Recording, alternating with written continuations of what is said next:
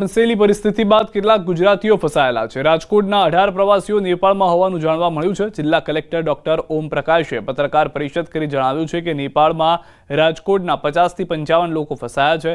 મોટાભાગના લોકો અગ્રવાલ ભવન કાઠમાંડુ ખાતે હાલ રોકાયા છે। ભારતના વિદેશ મંત્રાલય દ્વારા મદદ કરવામાં આવી રહી છે। રાજકોટના તમામ લોકો સુરક્ષિત છે અને મોટાભાગના લોકો ભારત આવવા માટે રવાના થયા છે। તમામ લોકો સંપર્કમાં છે। લિસ્ટ બનાવી ત્યાં મેનેજમેન્ટને સોંપવામાં આવ્યું છે। પરિસ્થિતિ ત્યાં આના વિસ્તારમાં નોર્મલ છે અને આ લોકો ખૂબ સારી રીતે ત્યાં રામધૂનનો આનંદ લઈ રહ્યા છે અને વાતચીત મુજબ આ લોકો અમારા સંપર્કમાં છે અને એવું કોઈ ક્રાઇસિસ હશે તો જાણ કરશે।